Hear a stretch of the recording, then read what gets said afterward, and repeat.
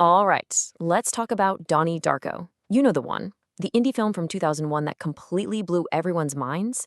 The one with the troubled teenager, that terrifying 6-foot rabbit, and a jet engine that just falls out of the sky? Yeah, that one. Now, a lot of people just call it a cult movie, a weird high school nightmare flick. But if you stop there, you're missing the entire point. This film is so much more. It's a puzzle box. It's a philosophical maze that, honestly, it stays with you, right? Long after the credits have finished rolling. And this countdown, it's not just some random plot point to create tension. No. Think of it more like a ticking clock for a final exam. And what's the subject, you ask?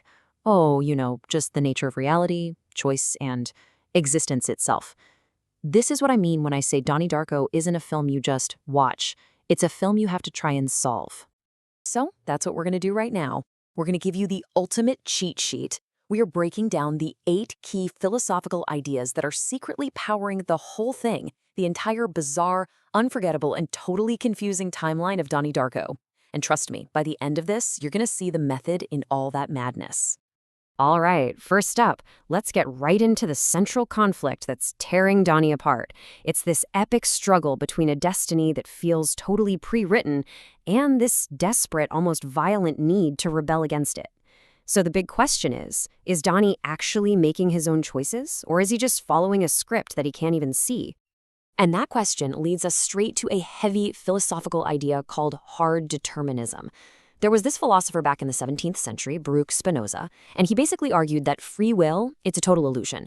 His big idea was that every single thing that happens, and I mean everything, from you deciding to watch this to a jet engine falling on some kid's house, it's all the unavoidable result of this massive chain of cause and effect that goes all the way back to the Big Bang.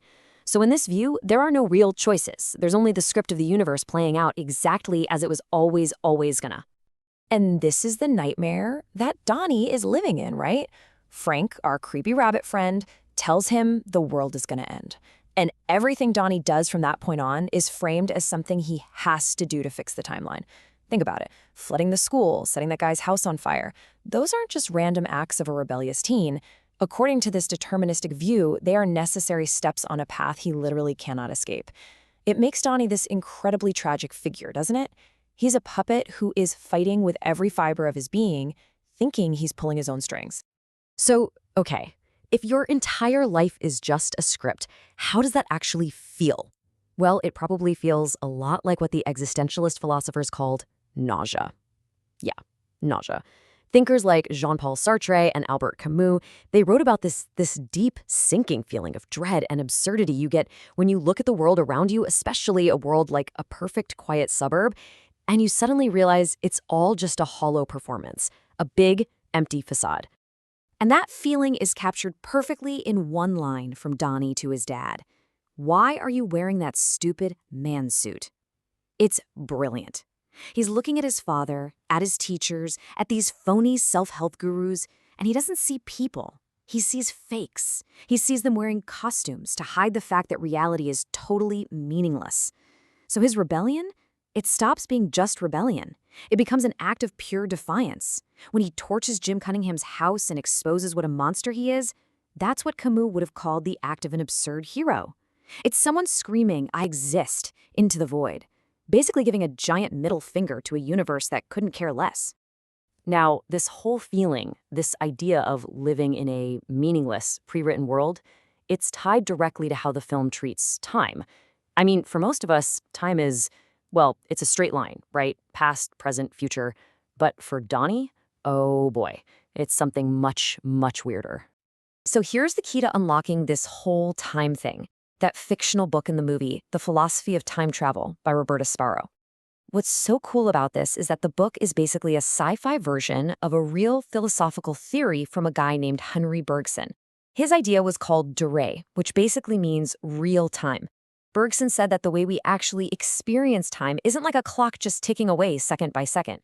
It's more like a fluid, continuous river, where the past is always flowing into the present and you can already feel the ripples of the future. And this sets up this huge contrast in the film. You've got everyone else, right? They're all living in what we could call clock time. It's linear, it's predictable, it's all about schedules and getting to school on time. But Donnie, the book calls him the living receiver. He's the one person who gets to experience real time. And what does that look like? It looks like seeing the future as these crazy watery spears shooting out of people's chests. It looks like being haunted by the past in the form of a guy in a rabbit suit. He's become unstuck from normal time, and he's the only one who sees the true chaotic fluid nature of the universe. And yeah, it is absolutely driving him insane. Which, of course, brings us to the core mystery of Donnie himself. I mean, what is he? Is he some kind of prophet who can see all the rot and corruption hiding just under the surface of his perfect little town? Or is he just really, really unwell? The film really makes you question how we even define things like sanity and evil. To dig into that, we've got to talk about this idea from the political theorist Hannah Arendt. She called it the banality of evil. Now, she came up with this after watching the trial of a high-ranking Nazi officer, and her conclusion was shocking. She said that the greatest evils in the world aren't always done by monsters. A lot of the time, evil is, well, it's boring. It's mundane. It's just ordinary people following the rules, accepting the status quo, and not bothering to think critically about what they're doing. And that is exactly the kind of evil we see in Donnie Darko. There's no cackling, mustache-twirling villain here. The evil is the beloved self-help guru Jim Cunningham, with that big fake smile hiding a literal child abuse dungeon. It's the teacher, Kitty Farmer, pushing this simplistic fear and love lifeline that's designed to stop kids from actually thinking. The evil is banal, it's ordinary, and Donnie seems to be the only one with the guts to burn that whole phony facade to the ground. So, what does a society like that do with a kid like Donnie? Well, another philosopher, Michel Foucault, wrote this incredible book called Madness and Civilization, and he argued that for centuries, psychiatry has been used as a tool for social control. It's a way to label people who see the world differently as sick and then fix them. And this puts Donnie's entire situation into razor-sharp focus. Is he a schizophrenic patient who needs his pills? Or is he a prophet? Are his visions of Frank and the manipulated dead actually glimpses into a higher reality? And is his therapy just a way to shut him up and make him normal again? And the film, just brilliantly, never gives you the answer. Is he trapped inside his own mind? Or is he trapped by a society that refuses to open its eyes? That rabbit is either a hallucination or it's a messenger from another dimension. The movie just lays out the evidence and says, okay, you decide.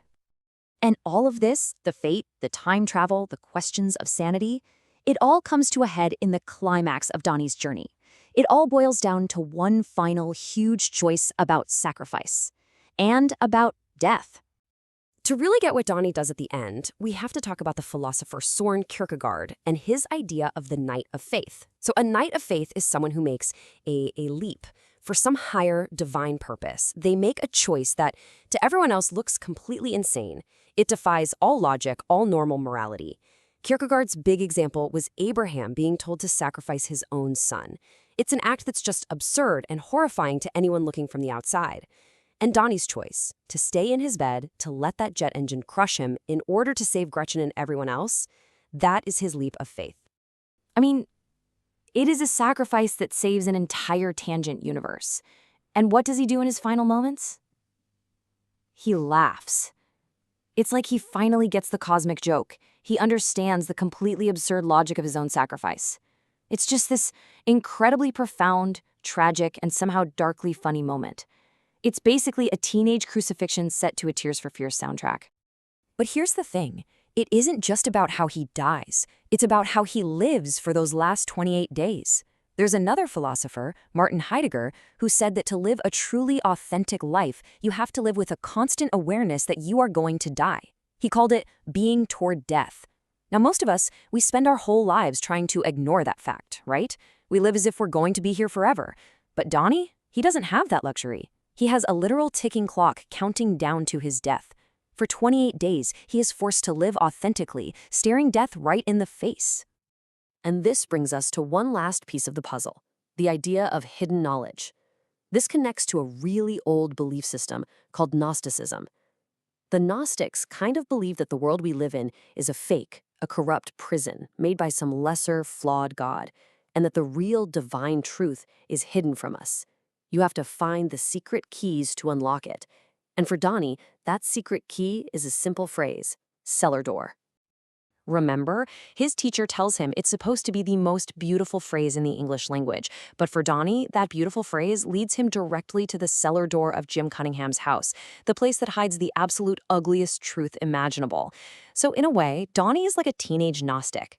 He's the one who follows the strange clues, who finds the secret door that leads to the rotten core of his world. And in the end, he chooses to walk through that final door, death. But he does it with his eyes wide open, finally understanding the whole truth. So after everything we've talked about, all the time loops, the philosophy, the giant creepy rabbit, the film boils down to one single devastating question that it asks you. If you knew for a fact that your death would save everyone you've ever loved, would you still get out of bed in the morning? It's a heavy one, right? But Donnie had the answer. He did, and he died laughing. Thank you for watching. Like and subscribe for more fascinating videos from Plato Baggins. Please leave your thoughts and comments for further discussion. Have a great day.